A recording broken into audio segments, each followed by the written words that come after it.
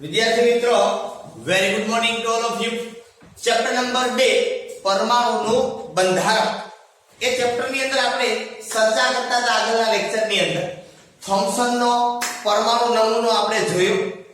થોમ્સનના પરમાણુ નમૂનાની અંદર આપણે એવું કહેવામાં આવ્યું હતું કે તરબૂચની અંદર જેમ લાલ ભાગ હોય એ પ્રોટોન છે અને અંદર કાળા બીજ હોય એ ઇલેક્ટ્રોન છે. બરાબર. અને ગોળાકાર છે, એની ત્રિજ્યા 10⁻10 મીટર છે. આવી આપણે થોમ્સનના નમૂનાની અંદર વાત કરવામાં આવી. પણ પાછળથી જે પ્રયોગો થયા એ પ્રયોગોના અંતે એવું નક્કી કરવામાં આવ્યું કે ભાઈ આ જે નમૂનો છે એ કંઈક ખોટો છે, સંપૂર્ણ સાચો નથી. કેવું હોય પરમાણુમાં એ તમને ખબર હોવી જોઈએ. આપણે આગળ પણ વાત કરેલી છે કે પરમાણુ છે ગોળાકાર છે, એના કેન્દ્રમાં પ્રોટોન અને ન્યુટ્રોન છે અને ફરતી બાજુ શું છે? ઇલેક્ટ્રોન. આવી રીતે છે પરમાણુ. આ તમારા મગજની અંદર હોવું જોઈએ. આપણે આગળ પણ આની વાત કરેલી હતી, બરોબર? કે અહીંયા આવી રીતે પરમાણુ છે, અહીંયા પ્રોટોન અને બીજું કોણ છે? ન્યુટ્રોન, બરાબર? અને અહીંયા કોણ છે? ઇલેક્ટ્રોન. વચ્ચે જગ્યા ખાલી છે, ત્યાં કઈ નથી, બરોબર? અને આ ઇલેક્ટ્રોન બધા અહીંયા ગતિ કરે છે, ફરતી જુદી જુદી એની કક્ષાઓ. ઓકે, ત્યાર પછી આજે આપણે કઈ નવી વાત કરવા તરફ જઈ રહ્યા છીએ. બીજો આપણે એક નમૂનો આપેલો છે જેનું નામ છે રુથરફોર્ડનો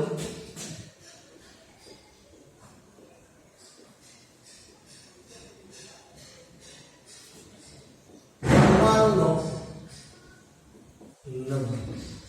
કોના નમૂનાની આપણે વાત કરવાની છે? રુથરફોર્ડનો પરમાણુનો નમૂનો આપણે જોવાનો છે. કે રુથરફોર્ડે આપણે શું કીધું? તો કે આ જે નમૂનો આપ્યો ને એમાં 3 વ્યક્તિઓ હતા. રુથરફોર્ડ અને એના 2 વિદ્યાર્થીઓ, હેન્સ ગાઇગર અને આર્નેસ્ટ માસ્ટર. આ ત્રણેય વ્યક્તિઓએ આ પ્રયોગ છે એ કરેલો છે. આના માટે આ ત્રણેયનું યોગદાન રુથરફોર્ડ અને તેના વિદ્યાર્થી કોણ? તો કે હેન્સ ગાઇગર અને આર્નેસ્ટ માસ્ટર. બરોબર? આ વૈજ્ઞાનિકોએ શું કર્યું?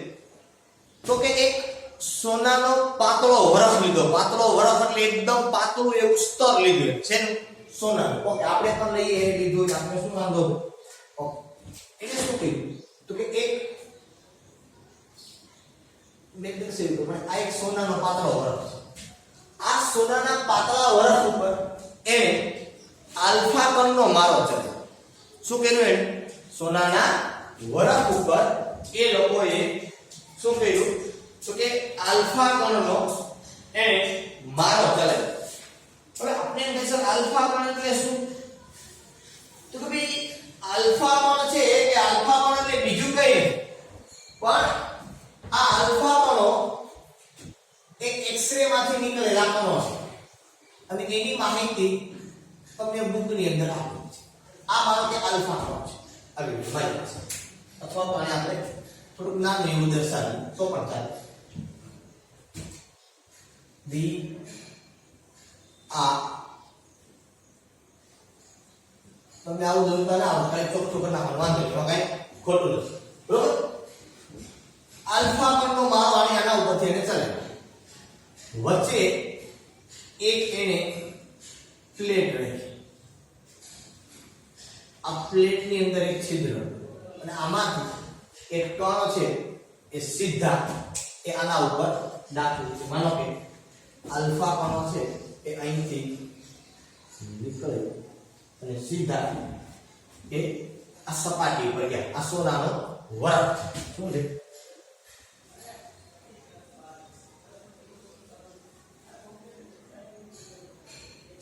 સોનાનો પાતળો વરખ છે.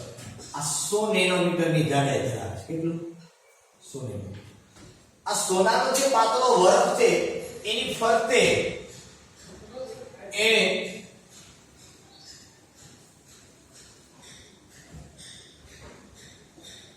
આ પ્રસ્ફુરણ પણ દોરાય. શું કર્યું એને? આ આ જે છે એ શું છે?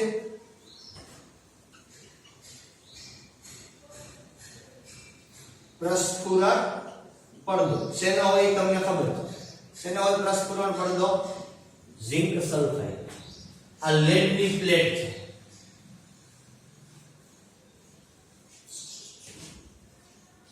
તમારી બુકમાં નથી લખાય પણ હું લખી નાખું છું. અત્યારે તમને આપું છું. ધન વીજભારિત આલ્ફા કણનો સ્ત્રોત. આવી રીતે આલ્ફા લખાય હો. આ આલ્ફા શું છે? આ આલ્ફા. આવી રીતે આલ્ફા લખવામાં આવે. કદાચ તમને આવતું હશે પણ તમારી સમજમાં. લેડની પ્લેટ શા માટે લખી? તો કે ભાઈ આલ્ફા કણો છે એ એક કેન્દ્રમાંથી જ પસાર થાય. બીજે ક્યાંય જાય તો તમે એને એક જ જગ્યા ઉપર એટેક કરાવો છો, ફરતી બાજુ નહીં. અને જ્યારે આના ઉપર એટેક થાય, બરોબર, એટલે શું થાય? તો કે આ આના ઉપર એટેક થાય એટલે ફરતું કામ આવી રીતે તીખારા જાય, બરોબર. એટલે અહીંયા ચમકારો થાય. આ જગ્યા ઉપર જે ક્યાંય જગ્યા ઉપર પડે એ જગ્યા ઉપર શું થાય? આવી રીતે આ ચમકારા થાય, બરોબર. ઝબકારો આપણે દેખીએ. આવું એ કામ કર્યું. આ પ્રસ્ફુરણ પડદો છે એને હું ઉપર લખી નાખું. નીચે મારે થોડું કામ હતું અત્યારે નહીં, પછી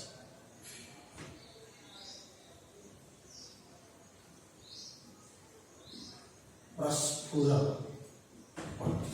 પડદો. હવે જ્યારે રુથરફોર્ડે આ પ્રયોગ જ્યારે કર્યો કે એને આલ્ફા કણ છે એનો મારો જેને સોનાના વરખ ઉપર કર્યો, ત્યારે એને એવું હતું, બરોબર, કે થોમ્સને જે કીધું કે પરમાણુ છે એનો ધન વીજભાર એ આખા પરમાણુમાં વિખરાયેલો છે. તો એને એવું હતું કે ભાઈ આ આલ્ફા કણનું અનુમાન શું હતું? આ પ્રયોગ જે થશે એના બધાનું અનુમાન શું?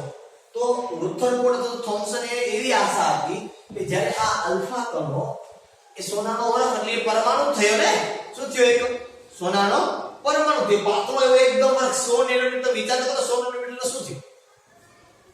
એકદમ પાતળો વરખ, બરોબર. કે એની સપાટી પર જ્યારે એને આલ્ફા કણનો મારો કર્યો સોનાના વરખ ઉપર, તો ત્યારે એને એવું લાગતું હતું કે આ જે આલ્ફા કણો છે એ આલ્ફા કણો એ સોનાની વરખમાંથી પસાર થશે નહીં, કારણ કે અંદર તો શું છે? ધન વીજભાર છે. એટલે પણ એને એવું હતું કે આલ્ફા કણ પાસે એટલી શક્તિ છે કે એ અંદરનો જે પરમાણુનું દળ છે એને તોડીને બહાર નીકળશે, પણ દળમાંથી બહાર નીકળે એટલે એ કણ સીધો ના નીકળે, એની આને અથડાય એટલે થોડું એનું વિચલન, કે અમુક ખૂણે એ કિરણોથી બધે વિચલન પામશે અને અમુક જ કણ છે એ સીધા પસાર થશે, બરાબર. અનુમાન શું હતું રુથરફોર્ડને અથવા તો થોમ્સનને? એને અનુમાન શું હતું આ પ્રયોગના આધારે? કે જેવો આ પરમાણુ છે કે જેવો આ આલ્ફા કણ છે આ પરમાણુને અથડાશે એટલે શું થશે? તો કઈ થોમ્સને તો શું માનેલું હતું કે પરમાણુની અંદર બધી દળ છે, કે તરબૂચમાં જેવો આ આલ્ફા કણ એટેક કરશે એટલે તરબૂચમાં તો બધી દળ ભેગું છે, એટલે એમાં પણ એને એવું કીધું કે આલ્ફા કણમાં એટલી તાકાત છે કે તરબૂચમાંથી બહાર નીકળી જાય, નો ડાઉટ બહાર નીકળી જાય, પણ સીધો બહાર ન નીકળી શકે અને થોડુંક એવું તેનાથી વિચલન કરવું પડે, બરાબર. અને એને એવું કીધું કે ભાઈ મોટા ભાગના આલ્ફા કણો છે બધાય વિચલન કરશે. વિચલન કરશે મતલબ ખૂણો બદલાવશે, દિશા બદલાવશે અને બહાર નીકળશે. પણ હકીકતે પરિણામ શું આવ્યું? આજે રુથરફોર્ડે જે પ્રયોગ કર્યો, આલ્ફા કણનો મારો ચલાવ્યો સોનાના વરખ ઉપર, અને આલ્ફા કણ પ્રકીર્ણનનો પ્રયોગ બોલે છે. શું બોલે છે આને? આલ્ફા કણ પ્રકીર્ણનનો પ્રયોગ. શું કહેવાય છે આને? આલ્ફા કણ પ્રકીર્ણનનો આને કાઢી નાખી આપણે એક બીજે લખી પ્રયોગ, બરોબર.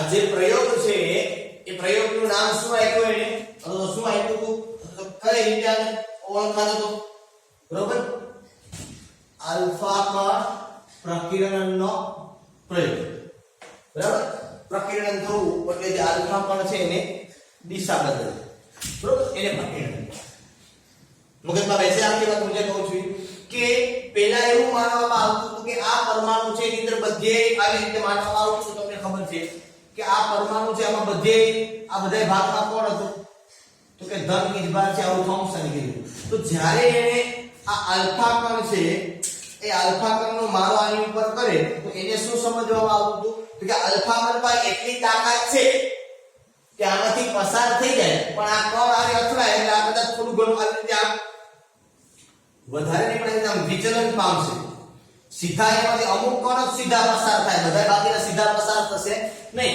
કારણ કે એને એમ તો એવું હતું મગજમાં કે આમાં ધન વીજભાર બધી છે કોઈ એક જગ્યાએ ધન વીજભાર નથી કારણ કે આ પણ કીધું થોમ્સન બરોબર આ થોમ્સન ખોટો છે એ રુથરફોર્ડને ખબર નથી પણ સંપૂર્ણ સાચો એનું વર્ણન કરી નતો શક્યો એ રુથરફોર્ડને ખબર હતી રુથરફોર્ડે આ પ્રયોગ કર્યો બરાબર છે એટલે કહેવાનો મતલબ એ છે કે એને તે સમયે એવું હતું કે આ પ્રકારના રિઝલ્ટ મળશે કે ભાઈ આની અંદરથી પસાર થશે પણ મોટા ભાગના કણ છે એ શું થશે તો કે વિચલન પામશે કારણ કે આલ્ફા કણ પર એટલી તાકાત નહોતી કે આ પરમાણુને વિંધીને બહાર નીકળી પણ પરમાણુને વિંધે અને હવે ધન વીજભાર ભેગા થાય એટલે એને કીધું આમ ત્યાં થોડું આવું થશે બરાબર છે એવું એને પણ જ્યારે પ્રયોગ કર્યો અને પ્રયોગના અંતે હવે પ્રયોગ જે પતી ગયો પછી જે રિઝલ્ટ મળ્યા એ રિઝલ્ટ એ કંઈક જુદા જ્યારે પ્રયોગ પૂરો થયો એ પ્રયોગ પૂરા થયા પછી જે રિઝલ્ટ મળ્યું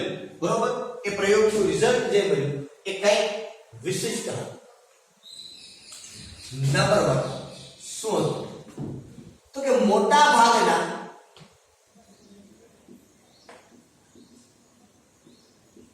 આલ્ફા કણ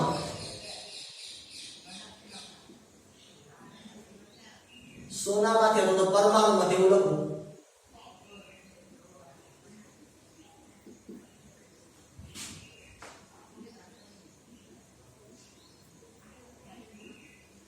પસાર થઈ મોટા ભાગના આલ્ફા કણો એ પરમાણુમાંથી પસાર થઈ ગયા એવું તો ના બરોબર આવું તો એને હતું નહીં કે પરમાણુમાંથી પસાર થશે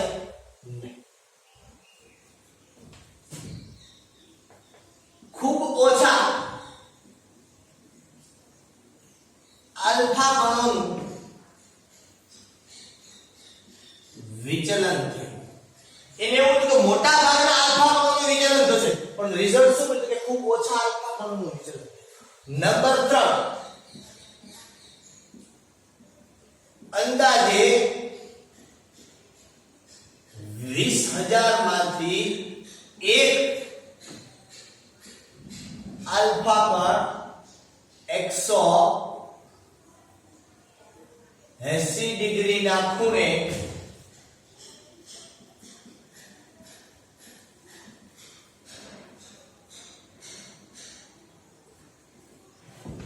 તો 20,000 માંથી એક આલ્ફા કણ વિચલન કરે બહુ સીધી વાત છે તમે અહીંયા જોવો ભાઈ હકીકત તો આ છે એને મગજમાં જે ધાર્યું હોય એ શક્ય નથી બરોબર હું એમ ધારેલો ગીતાધીન પુરુષ છે તો એ શક્ય તો નથી ભાઈ બધાને ખબર જ છે તો હવે પ્રશ્ન શું હતો કે જ્યારે કે આલ્ફા કણના સ્ત્રોત છે એને પસાર તો મોટા ભાગને ખબર જ છે કે આ બધા કણ છે ઉતરી જવાના છે આમાંથી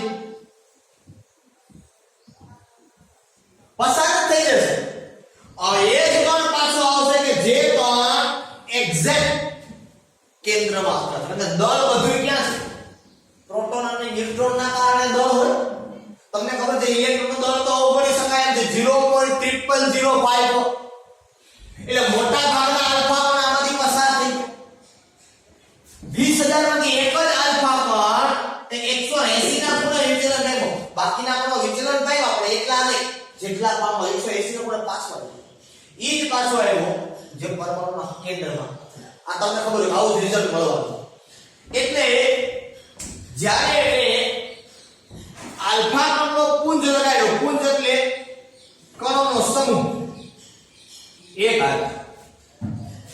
ત્યારે શું થયું તો કે ભાઈ આ આલ્ફા કણો છે એ મોટા ભાગના આલ્ફા કણો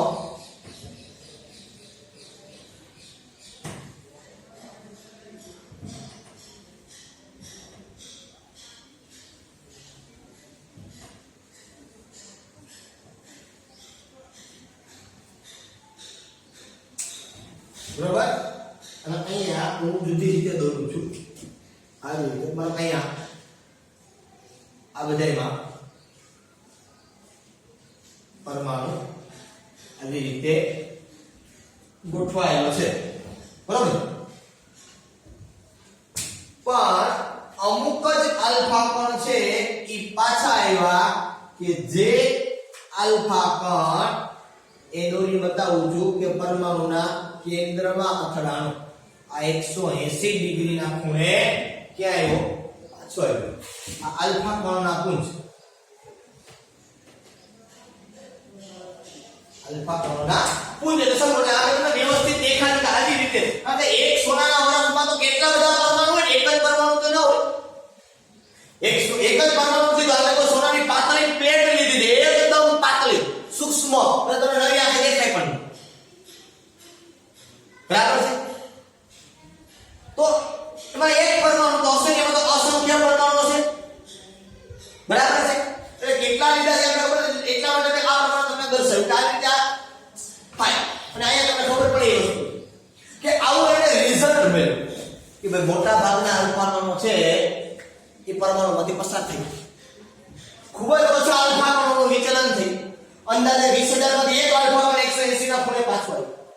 તો એ વિચારે મગજમાં કે હાલો આવો તો પરમાણુ હોવાનો છે. આવું કેમ થયું? ઊંધું રિઝલ્ટ કેમ આવ્યું? કે જો આવું થવાનું કારણ શું? તો આ જે રિઝલ્ટ મળ્યું આ રિઝલ્ટ પરથી એને અનુમાન લગાવ્યું. શું કહ્યું એને? જે રિઝલ્ટ મળ્યું એને કે આ ત્રણ વસ્તુઓ આપણે મળે છે તો આ ત્રણ વસ્તુઓને આધારે બરાબર એને તારણ કાઢ્યા કે આવું થવાનું કારણ શું? એના તારણ શું હતા?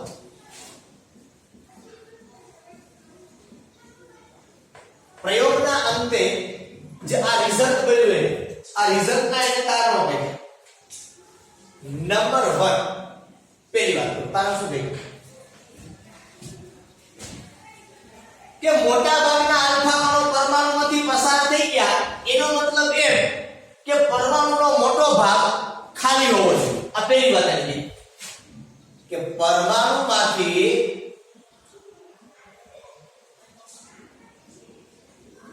મોટા ભાગના આલ્ફા કણો વિચલન પામ્યા વગર પસાર થયા. તેથી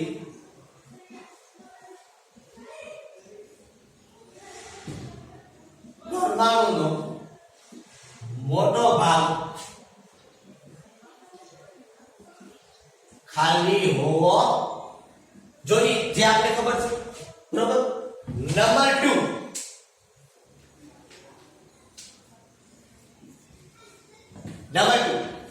અમુક જ આલ્ફા કણો એ 180 ડિગ્રીના ખૂણે હોય. એનો મતલબ એમ કે પરમાણુનું દળ કોઈ એક જગ્યાએ એકઠું થયેલું હોવું જોઈએ. ખૂબ જ ઓછા કણો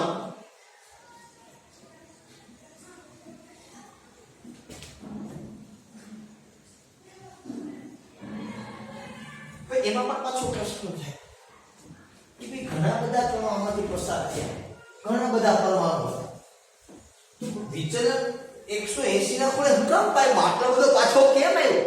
આનું કારણ શું? હવે આ તો એને ખબર હતી કે આલ્ફા કણ છે એ ધન વીજભાર છે. આ તો એને ખબર હતી કે આલ્ફા કણ છે કેવો છે?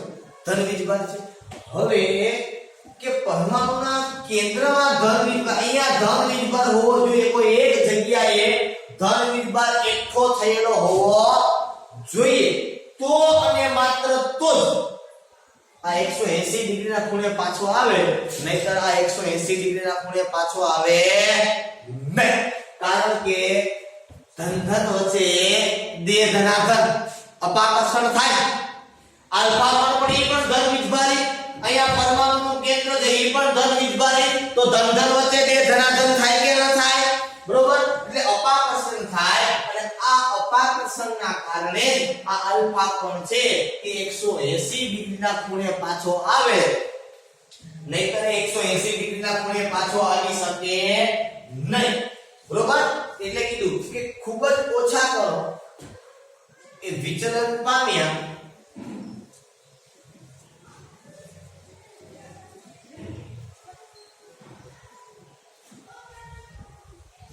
અથવા તો પામવાનું કારણ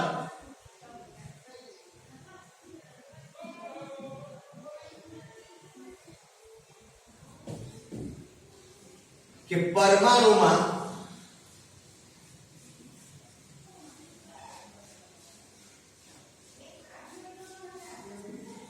તે કણ ખૂબ જ મોટા પ્રમાણ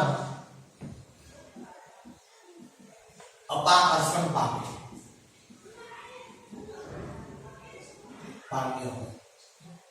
કે ભાઈ ખૂબ જ ઓછા કણો વિચલન પામવાનું કારણ શું કે પરમાણુમાં તે કણ છે ખૂબ જ મોટા પ્રમાણમાં અપાકર્ષણ પામ્યો હોય તો જ ખૂબ ઓછા કણો વિચલન પામે. વિચલન પામ્યો એનું કારણ આ હોવું 180 ના ખૂણે તો જ એ વિચલન પામે, નહીંતર એ વિચલન પામી શકે નહીં. નંબર 3, બીજું શું કહી શકીએ આપણે આના ઉપરથી કે પરમાણુનો મોટો ભાગ ખાલી છે, ખૂબ જ ઓછા કણ વિચલન પામ્યો અપાકર્ષણ કરે, એનો મતલબ એ કે બધું દળ કોઈ એક જગ્યાએ એકઠું થયેલું હોવું જોઈએ. બરાબર છે. તો આના ઉપરથી એને એવું કીધું બરાબર કે પરમાણુનું મોટા ભાગનું દળ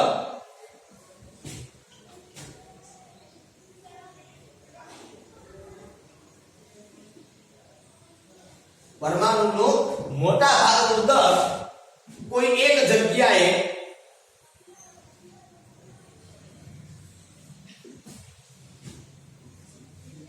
એકત્રિત થયેલું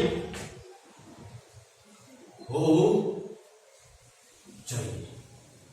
બરોબર. અને આના ઉપરથી એવું કીધું કે પરમાણુનું જે જગ્યા ઉપર દળ ભેગું થાય છે એને કેન્દ્ર નામ આપ્યું.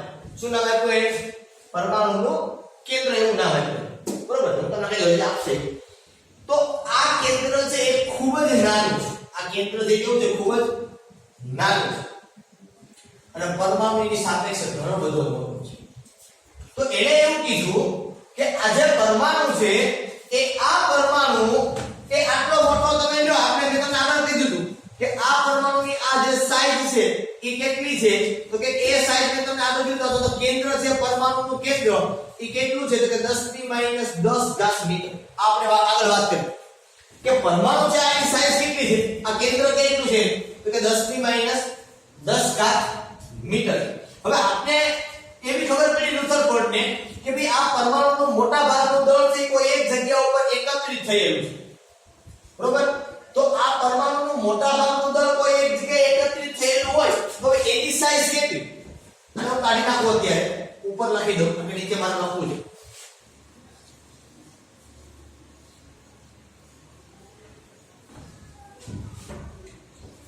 આપણે વાત કરતા હતા એ પ્રમાણે માનો કે આ તમારો પરમાણુ છે, આ પરમાણુનું કેન્દ્ર છે. હવે આપણને ખબર છે એ પ્રમાણે કે આ જે ભાગ કીધો આપણે કે આ કેટલો આપણે થોમ્સને ભરીને કીધેલો છે એ તો સાચું જ છે કેલ્ક્યુલેટ પ્રમાણે કે પરમાણુ છે 10⁻10 મીટર. પણ પરમાણુનું કેન્દ્ર કે જે જગ્યાએ એનું દળ એ જે સાઈઝ છે આખી એ સાઈઝ ખૂબ જ નાની છે. આટલો જે ભાગ છે એ છે 10⁻15 કેટલો છે? 10⁻15 મીટર જેટલો સૂક્ષ્મ છે. આનો મતલબ એમ થાય કે જો તમે પરમાણુને ક્રિકેટનું મેદાન ગણો તો પરમાણુનું કેન્દ્ર એ એ મેદાનમાં રહેલો દડો છે એટલું થાય. પેલું 10 ની -10 ઘાત મીટર, આ 10 ની -15 એટલે નાનો થાય ને, માઈનસ માં મોટું એટલે નાનો કેમ. બરોબર કે જો તમે આ પરમાણુને ક્રિકેટનું ગ્રાઉન્ડ ગણતા હોય તો આ જે એક્ઝેક્ટ વચ્ચે જે પડેલો છે એ દડો કહેવાય.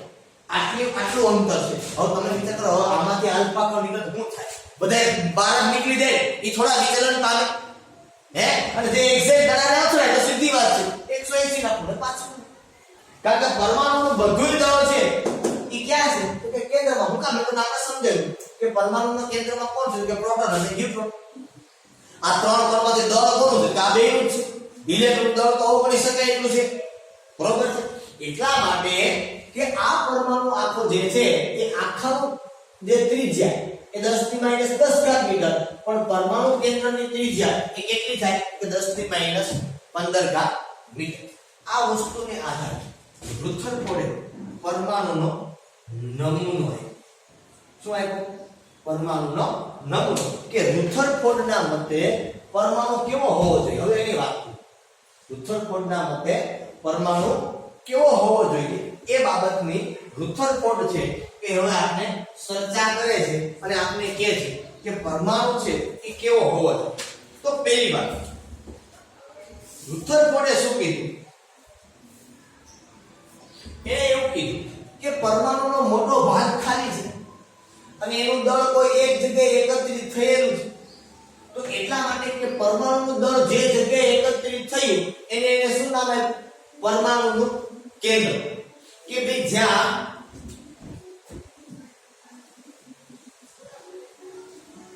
પરમાણુનું દળ જ્યાં એકત્રિત થયેલું છે તેને પરમાણુનું કેન્દ્ર કહે. શું કહેવાય એને? પરમાણુનું કેન્દ્ર. નંબર. ઓ પ્રશ્ન પાછો શું આવ્યો? કે ભાઈ આ પરમાણુનું કેન્દ્ર છે. હવે બીજી વાત શું? તો કે એની અંદર દળ ક્યાં છે? તો ઇલેક્ટ્રોન ક્યાં છે? તો કે ઇલેક્ટ્રોન પરમાણુ કેન્દ્રથી દૂર વર્તુળાકાર માર્ગે પરિભ્રમણ કરે છે. ઇલેક્ટ્રોન એ પરમાણુ કેન્દ્રથી દૂર વર્તુળાકાર માર્ગે પરિભ્રમણ કરે છે. અને જ્યાં આ ઇલેક્ટ્રોન પરિભ્રમણ કરે છે આ જગ્યાઓ ઉપર બધી, અને આ જે જગ્યાઓ પર ઇલેક્ટ્રોન પરિભ્રમણ કરે છે એને રુથરફોર્ડે કક્ષા એવું નામ આપ્યું. શું કીધું એને? કક્ષા. કે જે જગ્યા ઉપર ઇલેક્ટ્રોન ગતિ કરે છે જ્યાં એને શું કહેવાય? કક્ષા એવું કહેવાય. શું કહેવાય એને? કક્ષા. બીજી વાત, હવે આપણે ખબર છે સર ઇલેક્ટ્રોન ઋણ વીજભાર ધરાવે, પ્રોટોન ધન વીજભાર ધરાવે. બરોબર છે. તો આ બે વચ્ચે ગોઠવણી કેવી હોય છે? તો એને એવું કીધું કે પરમાણુનું કેન્દ્ર અને કક્ષા એ સ્થિર વિદ્યુતીય આકર્ષણ બળ રાખી અને વિદ્યુતીય તટસ્થ ધરાવે. મતલબ કે આ પ્રોટોન અને આ ઇલેક્ટ્રોન આ અંતર છે એ એવી રીતે જાળવેલું છે જેથી કરીને એની વચ્ચે સ્થિર વિદ્યુતીય આકર્ષણ બળ એટલે કે પરમાણુ આખો છે એ વિદ્યુતીય દ્રષ્ટિએ છે કેવો હોય? તટસ્થ. એવી આપણે રુથરફોર્ડ છે એને આપણે વાત કરી. બરોબર. અને એને એવું કીધું કે આ ઇલેક્ટ્રોન એવી રીતે ગતિ કરે છે જેમ કે ભાઈ સૂર્યમંડળની અંદર આ સૂર્ય જે પરમાણુનું કેન્દ્ર છે એને શું કીધું? સૂર્ય. અને જે ઇલેક્ટ્રોન છે એને શું કીધું? ગ્રહ. કે આ જે પરમાણુનું કેન્દ્ર છે આ કેન્દ્રને એને શું કીધું? કે આ સૂર્ય છે. બરોબર. અને આ ઇલેક્ટ્રોન છે, આ ઇલેક્ટ્રોનને એને શું કીધા? ગ્રહ. ભલે ગ્રહ અને સૂર્ય ને બધા હોય, બરોબર, કે વીજભારિત કણ ન હોય, પણ એને સિમ્પલ એક્ઝામ્પલ માટે આપ્યું કે જેમ સૂર્યની ફરતે બાકીના બધા ગ્રહો પરિભ્રમણ કરે છે એવી જ રીતે પરમાણુ કેન્દ્રની ફરતે ઇલેક્ટ્રોન છે એ વર્તુળાકાર માર્ગે ગતિ કરે છે. બરાબર છે. બીજી વાત આપણે એને એ કીધું કે ઇલેક્ટ્રોન અને કેન્દ્ર મેં તમને કીધું કે સ્થિર વિદ્યુતીય આકર્ષણ ધરાવે. ત્રીજો મુદ્દો એને કીધું. બરોબર. શું કીધું? કે ઇલેક્ટ્રોન અને કેન્દ્ર સ્થિર વિદ્યુતીય આકર્ષણ બળ ધરાવે. એટલે કે જેટલો ધન વીજભાર પરમાણુના કેન્દ્રમાં છે એટલો ધન વીજભાર ક્યાં છે? તો કે એના ઇલેક્ટ્રોન છે એની સાથે છે. એટલે પરમાણુ છે કે આવી રીતે સ્થિર વિદ્યુતીય રીતે જોડાયેલા. બરોબર. આ આખી વાત છે રુથરફોર્ડના નમૂના. ફરી પાછો કહું છું એકવાર હાઈલાઈટ કરી દો. રુથરફોર્ડ અને તેના વિદ્યાર્થીઓ હેન્સ ગાઈગર અને આર્નેસ્ટ માસ્ટરે આ પ્રયોગનું વર્ણન કરેલું. આ પ્રયોગને આલ્ફા કણ પ્રકીર્ણનનો પ્રયોગ તરીકે ઓળખવામાં આવે છે. એને શું કર્યું? તો કે એક આલ્ફા કણનો સ્ત્રોત લીધો કે જેમાંથી આલ્ફા કણ ઉત્સર્જિત થઈ શકે અને આલ્ફા કણ ધન વીજભાર હોય. તમારી જાણકારી માટે લેડની પ્લેટમાંથી એટલા માટે એને પસાર કરવામાં આવે કે કોઈ એક જ જગ્યા ઉપર આલ્ફા કણોનો મારો થઈ જાય. બરોબર. કે સોનાના વરખની ફરતે પ્રસ્ફુરણનો પડદો રાખવામાં આવે તો જ્યાં આ આલ્ફા કણ અથડાય ત્યાં ઝબકારો થાય કે ચમકારો. બરોબર. હવે જ્યારે પ્રયોગ નહોતો કર્યો એ પહેલા થોમ્સન અને રુથરફોર્ડના મગજની અંદર એવું હતું કે પરમાણુની અંદર આલ્ફા કણ છે શક્તિશાળી હોવાના કારણે પસાર તો થશે પણ અમુક ખૂણા ઉપર એ વિચલન થશે. પણ જ્યારે રિઝલ્ટ મળ્યું ત્યારે કંઈક આખું નવું જ રિઝલ્ટ મળ્યું કે મોટા ભાગના આલ્ફા કણો બધા શું થઈ ગયા એમાંથી પસાર થઈ ગયા અને અમુક જ આલ્ફા કણો છે એનું વિચલન થયું. અંદાજે 20,000 માંથી એક આલ્ફા કણ છે એનું શું થયું? વિચલન થયું. હવે આવું શા માટે છે? તો એના આધારે રુથરફોર્ડે શું આપ્યા કે તારણો આપ્યા કે એના ઉપરથી પહેલું એવું કીધું કે મોટા ભાગના આલ્ફા કણો વિચલન પામી ગયા. સોરી વિચલન પામ્યા વગરના પસાર થઈ ગયા. એનો મતલબ એવો થાય કે પરમાણુનો મોટો ભાગ ખાલી હોય.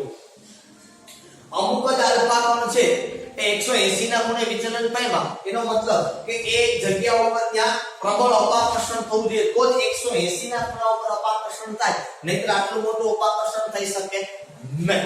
બરોબર. ત્યાર પછી ત્રીજો મુદ્દો એને એ કીધો કે પરમાણુના મોટા ભાગનો દળ જે જગ્યા ઉપર ખાલી છે એને કોઈ એક જગ્યાએ એકત્રિત ભેગું થયેલું હોવું જોઈએ તો જ આવી રીતે અપાકર્ષણ થાય. નહીંતર ના. અને આના આધારે પછી એને એક નમૂનો આપ્યો. બરોબર. કે પરમાણુ કેવો હોવો જોઈએ? તો એને કીધું કે પરમાણુ દળ જ્યાં એકત્રિત થયેલું છે જ્યાં ભેગું થયું છે અને કેન્દ્ર નામ. શું નામ આપ્યું એના? કેન્દ્ર નામ. કેન્દ્રની ત્રિજ્યા 10⁻15 મીટર છે અને પરમાણુની ત્રિજ્યા 10⁻10 બરોબર. પરમાણુને જો ક્રિકેટનું ગ્રાઉન્ડ ગણવામાં આવે તો એનું જે દળ છે એ બધું એક દળો જે વચ્ચે એક્ઝેક્ટ હોય ત્યાં. બીજી વાત એ કે ભાઈ જેમ સૂર્યમંડળની અંદર સૂર્યની ફરતે જેમ ગ્રહો પરિભ્રમણ કરે છે એવી જ રીતે પરમાણુ કેન્દ્રની ફરતે ઇલેક્ટ્રોન ગતિ કરે છે.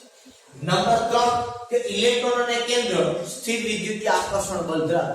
આપણે જરા ઇલેક્ટ્રોન કેમ આટલા અંતરે ગતિ કરી શકે? કે પ્રોટોન સાથેનું આકર્ષણ છે. આકર્ષણના કારણે એની ફરતે ગતિ કરે. આપણે કેમ ઘણી વખત જી ફેક્ટરની ફરતે આમ બાઇક ઘુમાવી રાખતા ઘડીએ એક શેરીમાંથી એક શેરીમાં પાછા એની શેરીમાં નીકળતા એમ એવું કંઈક આકર્ષણ હોય એના કારણે આ વસ્તુ થઈ શકે એવું એને આપણે કીધું.